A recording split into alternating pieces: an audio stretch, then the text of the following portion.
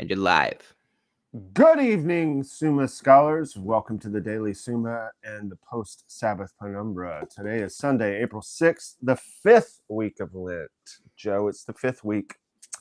Good morning, or good evening, Joe. Good evening, good afternoon, good morning, good life. We're here. Yep. Ladies and gentlemen, Joe is going to have to leave pretty soon, and we will zip through this page. But first, how's it going, Joe? It's going well. Doing a little D&D tonight. Beautiful. Exciting times. Yep. Wish I could talk to you more about it, but we don't have that kind of time. I've had a wonderful day. Of course, Divine Liturgy with the nuns. My last Divine Liturgy with Mother Natalia, Mother Petra, Mother Gabriella, Mother Cecilia, Mother Ileana. The whole crew, of course, Maddie there. And it was quite beautiful. And then, I told them that I'm leaving. So we had our fond farewells. But I will be back, of course. Of course. This morning, I woke up with a little bit of realization about my metabolic flexibility, as it's called. Oh, I should say a toast. Since it is the post-Sabbath penumbra, we have our glasses raised, our fine bourbon. Do you have any bourbon, Joe? Downstairs I do. Drinking a little bit of Old Granddad, and then Junior brought some mezcal, some vodka. John's got some bourbon down there, so we're gonna be doing good. That makes me envious. I love mezcal. I have a buddy in Houston who's an artist who also started a mezcal company. Well, he works with a guy in a mezcal company. Cool bottles. Went down to Mexico and looked at all the growing. It's not cacti. I can't remember what they are. It starts with an A. Anyway. I know what you mean. Yeah. And they have a mezcal bar in Houston that's really cool. This girl I used to, I was going to say date. That makes it sound too formal. This girl I used to hang out with for a little bit. I went into the mezcal bar and she saw me. And some of you might know that, might or might not know this. You Houston people will know. I was known from the Sideshow Tramps and Craig Kinsey music in Houston. And so when she saw me walk in and she had just started working at this mezcal bar, she's like, I'm going to make a drink for you. Like create a drink right now for you. I think she called it the Reverend or something because my nickname is the Rev in the band. And she made up this drink called the Rev Monk or the Monk something because I used to be a monk. And that was kind of cool, a little mezcal cocktail. But I like mezcal just straight. And also, the way they drink it in Mexico and the way they do it I did it at this mezcal bar, was in the little clay, like, cups. Have you ever seen them? Do you know what I'm talking about? I know what you're talking about. I'm going to drink it out of my ox horn that Kevin gave to me. Yeah, of course. But yeah, they have these little clay shot glasses or cups or however you want to put it. But anyway, I envy you the mezcal drinking. But this is all beautiful celebration of this Sabbath resurrection. He is risen. Indeed, he is risen. But the metabolic flexibility this morning, I was coming off of a 4-day water fast or whatever it was. And you got to be careful doing that, folks. And I did do the slow, like drinking a little, taking in a little beef stock and then eating a little cheese, the gradual getting my body ready to eat. But last night, I think I got a little too excited and ate and drank more than my body was possibly prepared for. Steak. I had a thick stew, and then I had made a small batch of cookies. And, of course, I had the wine and the bourbon. So lovely, dude. It was lovely, but I woke up this morning realizing that, because what happened was I laid down on the couch, I was about to go to sleep, and my brain said, you want more cookies? Mm. You can sympathize with my brain on that. Oh, I get it. So I got up and I ate more cookies. I think that's what did me in. It's a bunch of Yeah. fiber. It's a bunch of fiber, a bunch of anyway, this morning I could tell that I was just drug out tired. I went and slept more. Showed up a little bit like 5-8 minutes late to divine liturgy. Just sluggish. But the good news is, before I went on this whole journey of the GAPS diet and eating better and all that, I would not have been able to do that at all. It would have tore my body up. I would have been in panic attacks and all kinds of horrible things. So the good news is that my metabolic flexibility was tested by my gluttony and came out strong. But the other lesson is, don't do that again. Yeah. Yeah. All right, brother. I I'm think I got saying out all of the, here, but yeah, okay. Well, I'll talk to you guys about it, but we'll see you, Joe. Tell all the guys Craig said I love you, and I'll see you tomorrow. of course I shall. Do not forget to hit the end stream button. Love you, buddy. Yep, love you too, man. Bye. The reason, guys, that I mentioned this metabolic flexibility and fasting and all that is because we are in the season of fasting. And also, I hope to just little by little put a bug in your ear that you should contemplate fasting more. Fasting is something that all the early church did, that the Lord did 40 days. We know that. That's what we're celebrating here on this journey in Lent. And we know that in scriptures, everyone is fasting, and it's just kind of no one does it now. Well, I mean, people do it, obviously, but I'm just wanting to put a bug in your ear about it. Also, all the health benefits of it, as I've said before, brain-derived neurotrophic factor, the increase of T cells, the increase of stem cells, the autophagy, your body clearing out bad things. I feel it in my own body. Today, as I've walked through the woods, I was just so full of life and energy, and my belly just felt so good and humming with life. So I'm hoping to encourage people to take up, again, fasting for spiritual benefits and physical benefits. That's why I mention it so much. I also wanted to mention something very important because I watched a talk by James Lindsay, which I would highly encourage you all to Google search or YouTube search. Dr. James, is it James? Is it David? I'm so sorry. I think it's David. Lindsay, Lindsay, Dr. James Lindsay, to the European Parliament, I think. He gives a very, very informative speech, which I won't go into now. It's too big of a deep thing, but just check it out. It's very important. But another talk I saw from Lindsay, he talked about Gnosticism, Hermetic religions. I think one of my friends watches this who may be a Freemason. There's a lot of misunderstanding about this. Kabbalah, Lindsay talked about that. And since I had spoken yesterday about mysticism and mystery and the darkness falling upon Mount Sinai, the darkness falling upon Abraham, the snake, the serpent, and all of these kind of conversation, it's going to apply very much to our talk today with this page in the Summa. And the difference, the very important difference between Gnostic mysticism and Thomistic mysticism. Remember, St. Thomas, was an intellectual.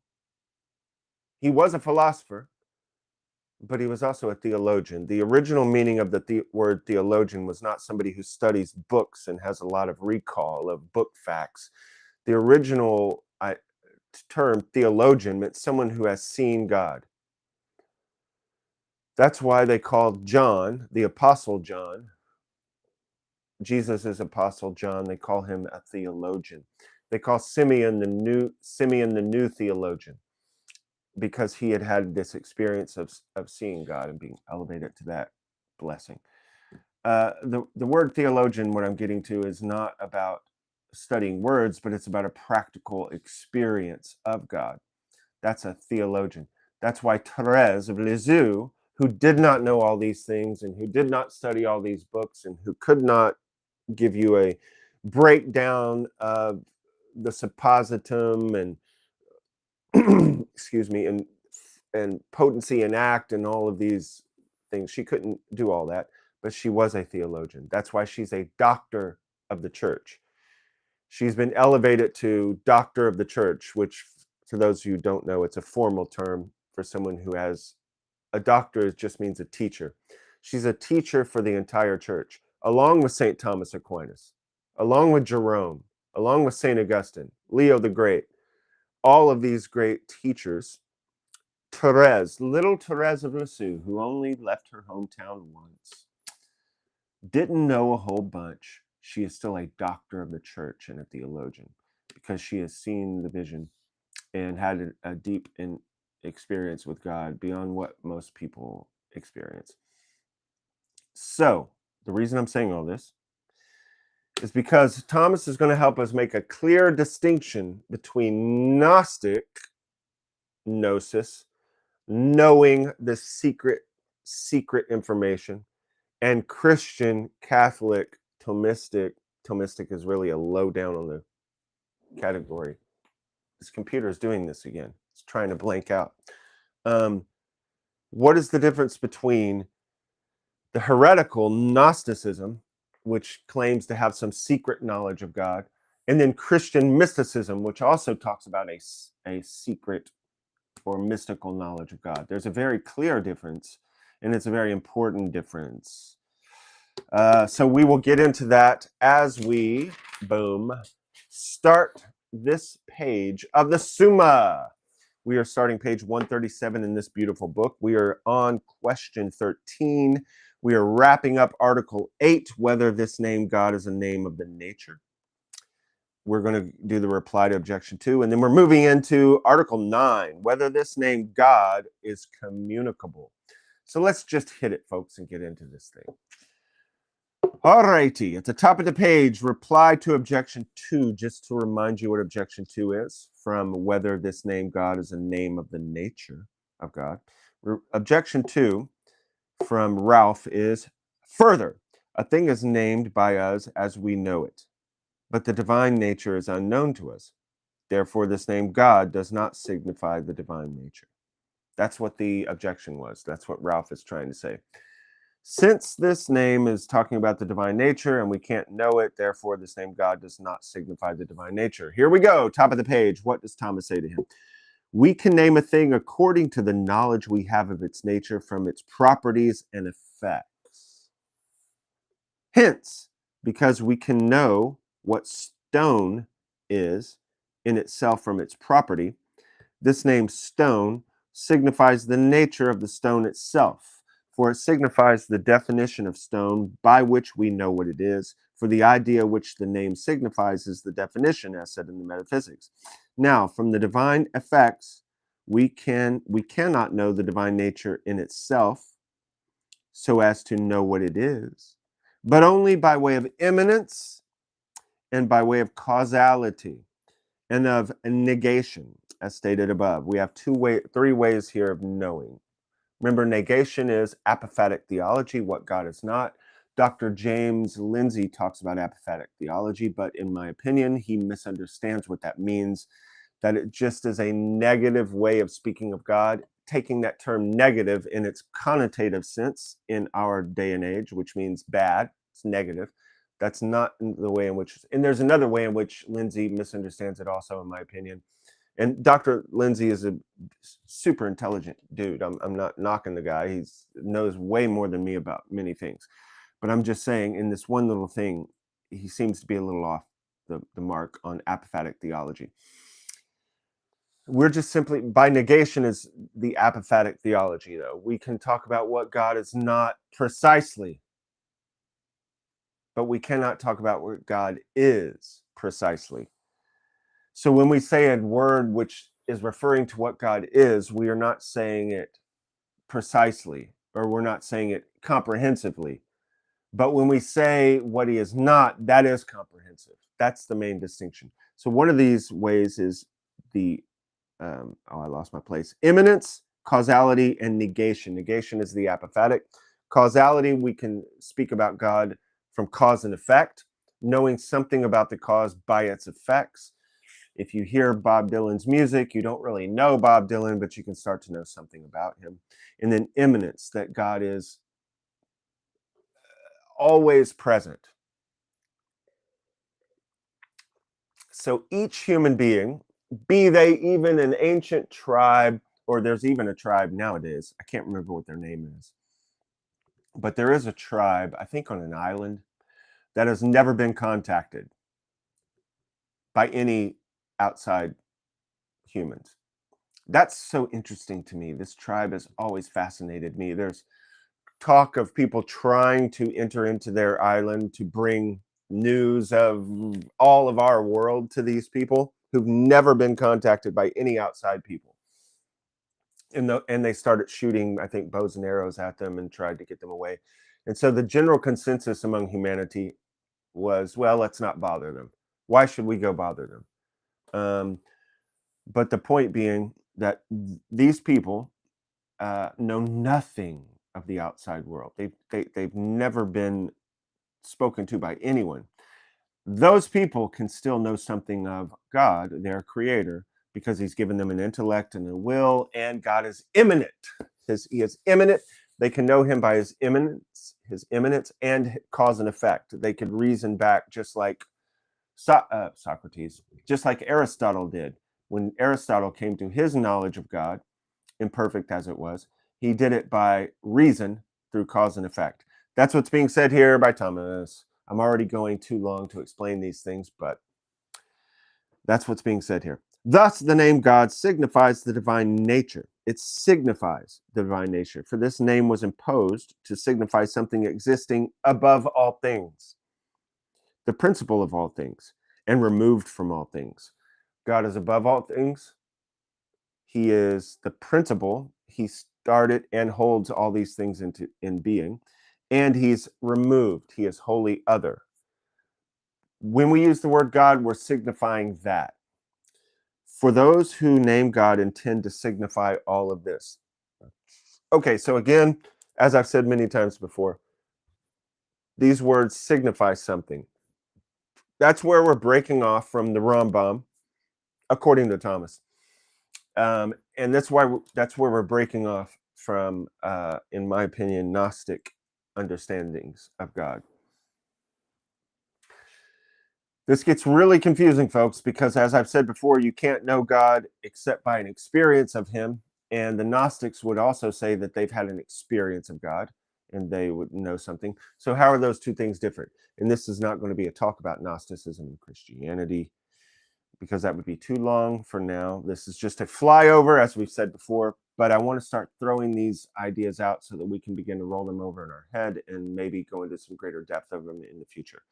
Okay, let's move into Article 9, whether this name God is communicable.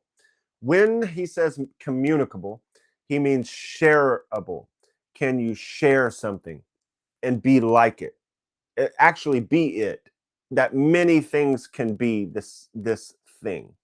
That's what he means by communicable. Not in the way we usually say it, that you can communicate something to someone with language, but that something is shareable. All right, think about that as we move on. Whether this name of God is communicable. Objection 1 from Larry. It seems that this name God is communicable. Well, we already know that then that Thomas, if Larry is saying it is communicable, Thomas is going to say it is not communicable. For whosoever shares in the thing signified by a name shares in the name itself. But this name God signifies the divine nature, which is communicable to others, according to the words, he hath given us great and precious promises, that by these we may be made partakers of the divine nature. 2 Peter. Therefore, this name God can be communicated to others. So Larry wants to say, look, we're supposed to be made partakers of the divine nature. Therefore, we must be sharing. And so if you're sharing, this name God must be communicable. Okay, let's go on further. Objection 2 from Ralph. Further, only proper names are not communicable.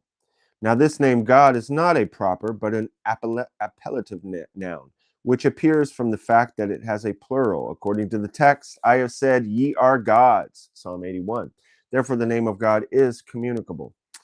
If we are said to be gods in the Psalms, then this name of God is communicable. That's what Ralph is trying to say. We'll have to see what Thomas has to say about that. Objection 3, Shimon. Further, this name God comes from operation, as explained. But other names given to God from his operations are effects are communicable, such as good, wise, and the like. Therefore, the name God is communicable. If the name God comes from his operations, what he does, how he operates, and then other names like wise are talking about his operations, and we can have the word wise is communicable, then why isn't the word God communicable? Okay, here's the answer from Thomas, and he also gets long-winded here. In fact, his response goes the whole rest of the page. We won't even get to the replies to the objections. Cliffhanger. That's for tomorrow morning. Bright and early Monday morning, after which I leave the Hermitage. This is my last day here. Tomorrow morning is the last day you guys will see this swank backdrop with the beautiful horses moving around. This computer's trying to turn off again. Maybe this doesn't do anything, but it just comforts me to have. Oh, we have Steve. I'd rather believe in the Trinity than know how to define it, someone once said. Steve! That is a very true statement, as little Therese would probably agree. Why then do we take the time to define it? Little Therese had simple, childlike faith in receiving the teachings of the church. She had a trust in Mother Church. So she, just like we have a creed, I believe in God, the Father, the Almighty, maker of heaven and earth, that creed was given to her and she accepted it. The Trinity was given to her and she accepted it. But always remember, Steve and everyone else, it can't be given to you unless some other men have sat and studied and defined and explained. That's why there were so many heresies at the beginning and still now of the church. Everything we believe about Christ, there are numerous heresies that came against it. And these men had to sit, define, explain, understand, study in order to be able to hammer out how to exactly define. Remember, the word Trinity is nowhere in the Bible. You take someone who's a Bible-based Christian, and I only believe in the Bible, they'll still say they believe in the Trinity, even though the word Trinity is nowhere in the Bible. We came to understand the Trinity by these bishops and priests arguing, defining, studying, explaining, and then they chew it all up and baby bird give it to us. They baby bird gave it to little Therese. Because she trusted in the church, she doesn't need to define it because it was already defined for her. Similar to, we have freedom. I'd rather have freedom than fight for freedom. But we have freedom because men have fought for freedom. I answer that. Oh, on the contrary, I'm sorry. It is written, this is the argument from authority. On the contrary, it is written, they gave the incommunicable name to wood and stone. That's from the Book of Wisdom, which of course is in the canon of Scripture, but I think Martin Luther or somebody took it out. I can't remember. But anyway, the Book of Wisdom. They gave the incommunicable name to wood and stones in reference to the divine name. Therefore, the name of God is incommunicable. Thomas is wanting to say that the divine name is incommunicable. That is not that you can't say the name over to someone. It's not communication. It's that that name cannot be shared with another. All right, I answer that. Now we're going into the rational argument, which, as I said, is long-winded. I can also look over there. Steve, even though we don't have Joe with us or whoever else is in the room, I can still kind of see if something else has been written, and I can go over there and read it. Because, guys, we're on a beaver galleon here. Doesn't matter if I go over and read it and take some time or sip my bourbon. Guys, we're in a relaxed beaver galleon. We're sitting with St. Thomas and the crew at the Côte de Latran, the seedy part of France, on bales of straw, just hashing out some good old-fashioned down-home raw theology. I answer that. A name is communicable in two ways. Of course, distinctions. Philosophy is about making distinctions. Properly and by similitude. Oh, is that a shock to anyone that Thomas is going to bring out similitude, metaphor? That's why it was said at the very beginning in question 1, article 1, about metaphors and similitudes. Or question 1, not article 1, question 1. It is properly communicable in the sense that its whole signification can be given to many. By similitude, it is communicable according to something that is included in the signification of the name, or what the name signifies. For instance, this name lion is properly communicable to all the same nature as lion. Okay. Now we have again what I said about sharing. There is not just one lion in the universe. There are many, many lions, and they all share the nature of lion. That nature, that essence that we call lion, is shared by many. There's a lion here and a lion there. Thomas is going to say that nature, that word lion, is communicable. Many can share in the nature of lionness. But the name God is not communicable. There are not many gods. This is why we are starting to have a little difference now with the Gnostic.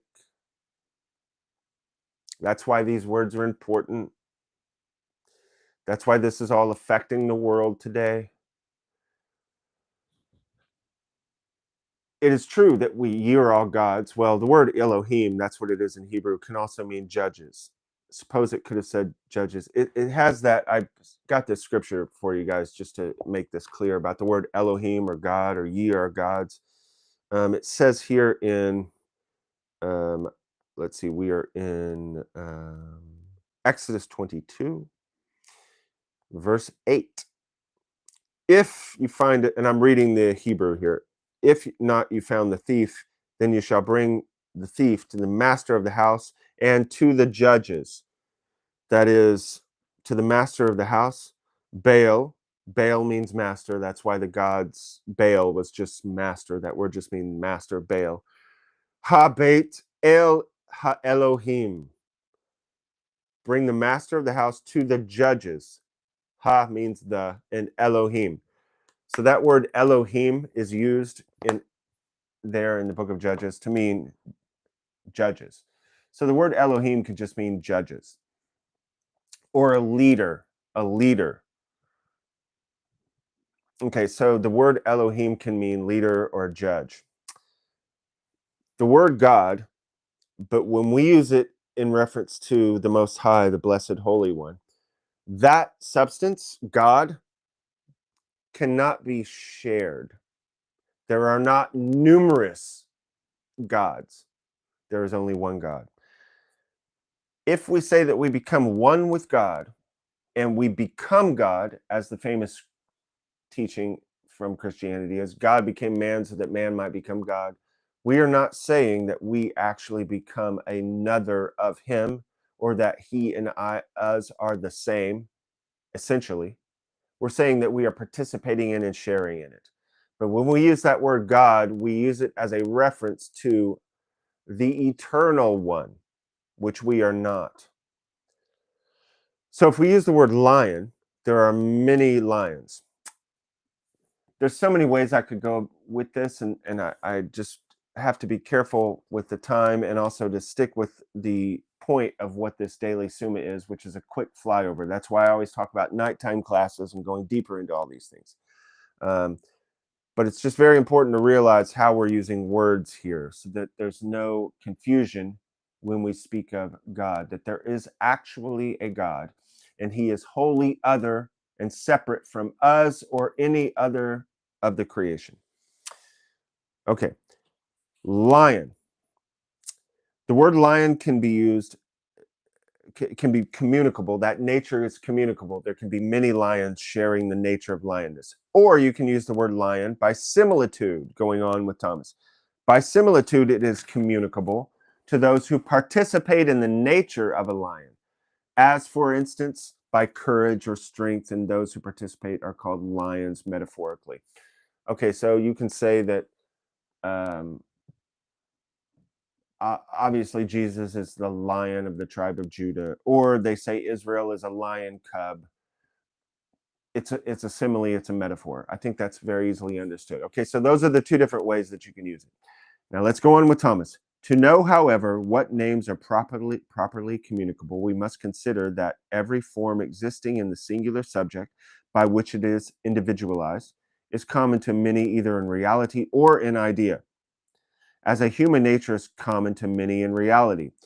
Just like many lions share the nature lionness, so many humans share the nature human nature in reality and in idea, as human nature is common to many in reality and in idea. You can have an idea of many sharing a nature, whereas the nature of the sun is not common to many in reality. Why isn't the name sun, and this is S-U-N, not S-O-N, S-U-N, the sun, that's quickly leaving us and going to the other side of the earth. See how we say it's going to the other side of the earth? It's really not. We're turning. But we use language in that way. That's what Thomas was saying earlier about the column and the cow. You got to understand how we're using language, human perspective or divine perspective. Okay, whereas the nature of the sun shining in the sky is not common to many in reality. There aren't many suns, unless, of course, you call all the stars out in the galaxies suns, in which they are, but that's not what Thomas is saying. Thomas is talking about our sun, the sun out in the sky that's leaving us quickly right now. Whereas the nature of the sun is not common to many, there's only one sun in reality, but only an idea. For the nature of the sun can be understood as existing in many subjects, and the reason is because the mind understands the nature of every species by abstraction from the singular. Once our mind knows something, we can abstract and start using that concept, that idea, in many places and ways. That's something we can do. As I've said to you before about humans can do things animals can't do. We can take an idea, sun, even though there's one of them, and abstract it and turn it into many. J.R.R. Tolkien can put the sun in his Middle-earth world, an idea, but not in reality. Hence, to be in one singular subject or in many is outside the idea of the nature of the species. So given the idea of a species, it can be understood as existing in many. Given the idea, once you have an idea, you can have that species, sun, in Middle-earth, shining down on all the hobbits. An idea. Okay. Next, but the singular, from the fact that it is singular, is divided off from all others. Divided off from all others just means there's only one sun. Singular, in reality. Hence, every name imposed to signify any singular thing is communicable both in reality and idea. For the plurality of this individual thing cannot be, nor can it be conceived in idea. Hence, no name signifying any individual thing is properly communicable to many, but only by way of similitude. You can't make many suns. Again, taking apart the fact that there are many suns in the galaxy, that's not what Thomas is talking about. He's talking about our sun. You can't, in reality, make many suns, but only in idea or in similitude. I can say that I just met a girl today and she's wonderful and her smile lit me up like the sun. Similitude. As for instance, a person can be called Achilles metaphorically, for as much as he may possess something of the properties of Achilles, such as strength. On the other hand, forms which are individualized by any suppositum, remember suppositum is one individual expression of a nature. Horsiness is a nature, but liberty out in the paddock behind us is one suppositum of horsiness. But by and of themselves, as being subsisting forms, if understood as they are in themselves, could not be communicable either in reality or in idea, but only perhaps by way of similitude, as was said of individuals.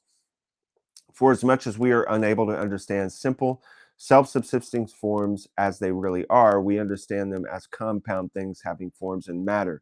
Therefore, as was said in the first article, we give them concrete names signifying a nature existing in some suppositum. Hence, so far as concerns images, the same rules apply to names we impose to signify the nature of compound things as to the names given us to signify simple subsisting things. A compound thing, a house. We give it the name house, even though it's of compound things. And that's one nature, housiness. It's always weird to me how Aristotle uses essence in regards to artifacts. I would love to talk to Dr. Rebard more about that. An artifact is something that an artificer makes, like a pencil.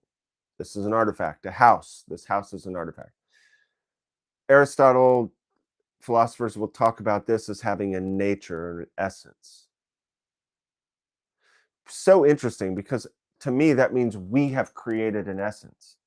Humans have created an essence. They make distinctions between God-created essences and human artifacts. Again, too much for what we're going into now. Okay, simple flyover, folks. Since then, this name God is given to signify the divine nature, as stated in Article 8, and since the divine nature cannot be multiplied, as shown above, because he is unity, he is one, and that's also important in what I was saying before about the divine nature is shared. It is, we will share in the divine nature, but there is only one divine nature, which is wholly other. It follows that this name God is incommunicable in reality. In reality, you can't make many suns. You can, in idea, have a sun in Middle Earth, or you can apply the attributes of the sun to a person. Her smile was as bright as the sun. But you can't, in reality, make many suns. It's incommunicable. That can't be shared. There's only one sun, S-U-N, sun. And Thomas is wanting to tell you there is only one God. And it can't be, it's in that name does not refer to numerous, you can't have numerous gods popping up. It's incommunicable. And that name God is referring to the incommunicable, unshareable God. But communicable in opinion. Ooh, now we have another thing. You can have it, this makes it even more complex, but it's fairly simple, guys. You can have it communicable in opinion, just in somebody's opinion. It's like, that's like your opinion, man. Yes, I just quoted the Big Lebowski. That's like your opinion. Now we're talking about something we haven't talked about the whole time. We're talking about someone's opinion. Now he's going to flesh that out, just in the same way as this name son would be communicable according to the opinion of those who say there are many sons. Okay, now that makes it a little more confusing because I said before, we know that there are many suns as far as stars out in the universe. There are many suns, but there's not many our sun. But he's going to make it even more clear with a better metaphor, in my opinion. Therefore, it is written, you serve them who by nature are not gods. And the gloss adds, gods not in nature, but in human opinion. So now he's making it very crystal clear. When our ancestors bowed down and worshiped sticks and stones, or when they worshiped the sun, they said that that was a god, in their opinion. So Thomas is saying there's another way in which the word God, you could say, is communicable in opinion, but it's not real. That's the whole point. In reality, there's only one sun. In reality, there's only one Achilles. It's not communicable. Lion nature is communicable. There can be more than one lion. Human nature is communicable. There can be more than one human. But Achilles, that suppositum, is only one Achilles. There's only one Bob Dylan, and there's only one sun, and there's only one God.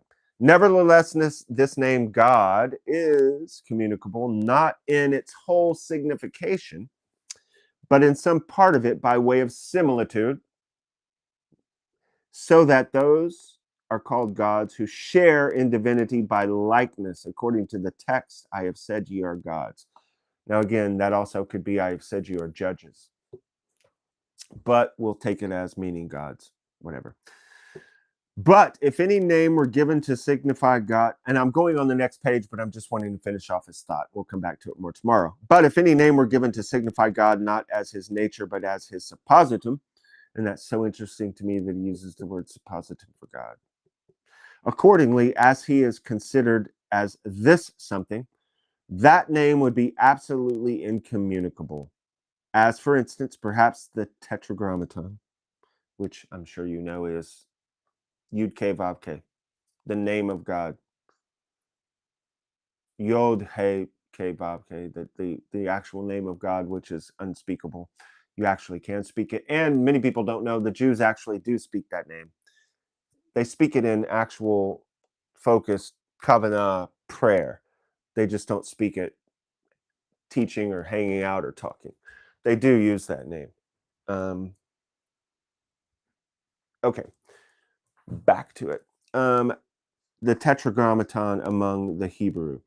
And this is like giving a name to the Son as signifying this individual thing. But the important, and that's our end, we're ending it for today. But the important thing, guys, to remember, and this is so crucial, we Christians believe, as the Jews, that there is only one God. This God can share with us his being and his life, but you always must remember, you are not him. This is where we part ways with many other philosophies and teachings. That's why Thomas is trying to be so particular with the use of words. He doesn't want you to say, when we say God is wise, or when we use the word God, he doesn't want you to say that God is so above everything that you cannot communicate anything about him. Because then you fall into not being able to say anything about God, and you might as well be a postmodernist who says words don't mean anything and we just imply words and meanings to things. It's too much of a separation. Nor does he want you to be, Thomas does not want you to say, when we use the word God, that you are him. He wants you to understand that, because when we say something like God became man so that we might become God, he wants you to have a very clear understanding that we're becoming God by participation of a totally separate, holy other being that is the eternal blessed one. Blessed be his holy name. And we are communicating it. He doesn't want you to think that you are that. Let me go see what was written here. Somebody wrote something. Thank God there's only one Craig Kinsey. Take that however you want. Steve, friend, and all you who will watch this, all you who are watching this won't be able to hang out with me, but tomorrow and in the coming days, Steve, you will, and I certainly hope to see you at the Dumb Oxes Club, celebrating our life here on earth in the divine light, studying these things that are only straw, but setting fire to them so that we might rise up in contemplation and participate in the loving embrace of the Father, Son, and the Holy Spirit. Blessed be his holy name. Guys, remember, this is all straw. Go and pray and enjoy your post-Sabbath penumbra. Peace be with all of you. I'm going to close it out. We'll talk to you later, Steve. Thanks for hanging out with